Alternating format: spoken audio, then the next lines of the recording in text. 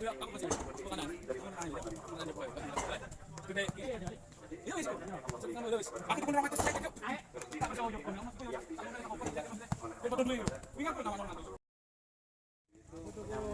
bercerita tentang umat yang terdahulu. Dia mengatakan ada umat terdahulu itu yang diberi usia oleh Allah. Nabi itu kadang merasa sedih. Kenapa? Ya bisa dibayangkan umat Nabi Muhammad itu dari segi usia ya itu kurang lebih 60, 70, 80 saja itu juga dalam ibadah. Nah ini biasanya sudah banyak yang tidak maksimal kan seperti itu. Kadang 60 saja. Lah ini sholat berdiri saja itu sudah kesulitan. Tapi umat terdahulu ini diberi usia yang panjang oleh Allah dan banyak di antara mereka yang menggunakan usia yang panjang itu untuk beribadah kepada Allah Subhanahu wa Ta'ala. Karena memang usianya itu bukan hanya 100-200. Pernah Nabi itu bercerita juga kepada para sahabat dulu, katanya Nabi dulu di zaman seorang nabi ada orang perempuan yang dia itu nangis di depan kuburan anaknya. Nangis di depan kuburan anaknya. Kemudian Nabi diutus pada zaman itu ini lewat kuburan itu dan bertanya kepada kenapa sedih? Ya karena masih usianya masih muda, masih anak-anak. Usianya masih anak-anak, jadi saya sudah ditinggal mati oleh anak saya. Ketika Nabi bercerita tentang panjangnya usia dari umat terdahulu, Mejak model ini jadi nengok warungnya baku mah tahan gitu. antara mereka beribadah kepada Allah itu 500 tahun. Ayo jiran dia. Nabi Musa yang beribadah 800 tahun lamanya. Ada dari mereka tidak diberi apa yang diberikan oleh Allah kepada kita. Apa? Yaitu malam Lailatul Qadar. Di mana malam Lailatul Qadar? Malam Lailatul Qadar itu malam yang terdapat di antara salah satu di malam-malam Ramadan. Artinya Allah memberikan bulan 1000 bulan khairun min alfi syahr, lebih baik daripada 1000 bulan. 1000 bulan kurang lebih 83 tahun.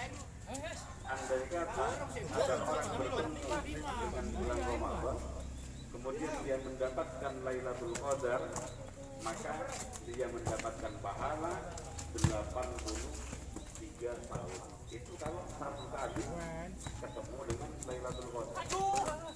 Andai kata 2 kali bertemu Ramadan dan bertemu dengan Lailatul Qadar, maka 83 kali 2.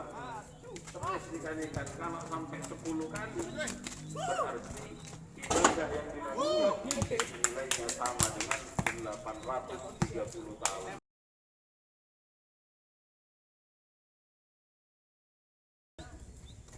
Cuman sekarang kita ini berapa kali bertemu dengan bulan Ramadan, dan apakah kita yakin kalau ada keyakinan di hati kita pernah bertemu, pernah beribadah pada malam Lailatul Qadar? Nah, pertanyaannya tinggal itu. Karena itu pidato khutbah Nabi. Apa isi khutbahnya Nabi? Di antaranya yang pertama katanya Nabi bahwa Ramadan ini adalah syahrul azim, adalah bulan yang sangat mulia, bulan yang sangat agung dibandingkan dengan bulan-bulan yang lain. Apa yang menjadi sebab Ramadan ini menjadi bulan yang agung? di antaranya di malam bulan Ramadan, artinya di bulan Ramadan itu bukan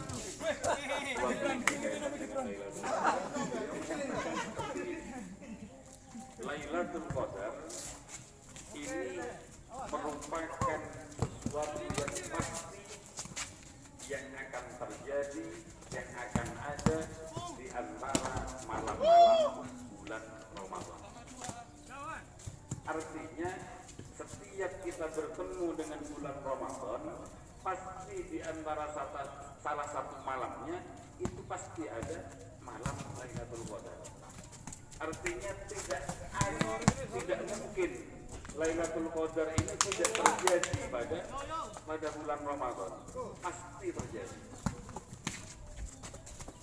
Nah, cuma kapan Lailatul Qadar? Hasil dari penelitian para ulama seperti Imam Ghazali dan ulama-ulama yang lain, itu banyak. Nah, cuman semua itu ini tetap bukan merupakan sesuatu yang pasti. Tapi yang pasti adalah Lailatul Qadar ini terjadi di antara salah satu malam di malam-malam Ramadan. Salah satu hikmah dirahasiakannya malam Lailatul Qadar itu ini agar dimulai malam itu sampai malam akhir Ramadan ini kita bersungguh-sungguh. Jadi Allah menginginkan kita ini bersungguh-sungguh di dalam beribadah, yang salah satu dari ibadah itu harapannya dilakukan di malam Lailatul Qadar.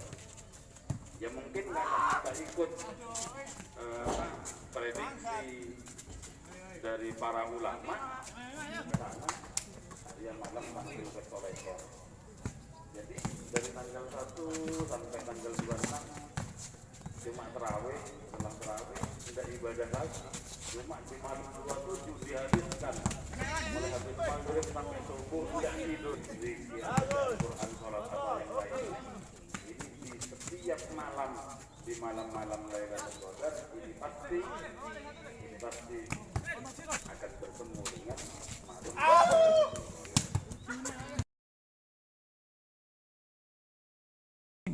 Setelah dapat gak ada gua mending gua rokok ejeran yang batil gitu. Artinya orang ini ya sadar lah, kasih sayangnya ini lebih muncul, pijatnya ini lebih bisa dirasakan. Itu salah satu tanda orang yang bertemu dengan malam Lailatul Qadar. Kemudian katanya Nabi, perbuatannya ini juga akan berubah. Lagi-lagi kita merasa pernah bertemu apa enggak dengan malam Lailatul Qadar di Ramadan setelah kita lewat. Padahal kalau kita berpikir kita bertemu dengan Ramadan ini sudah berapa kali kita bertemu dengan Ramadan. Nah, ini andai kata kita hitung rata, usia kita 40 tahun. Kalau ada orang usianya 40 tahun, lah ini kalau dipotong berpuasa, dia juga terawih, lah ini 25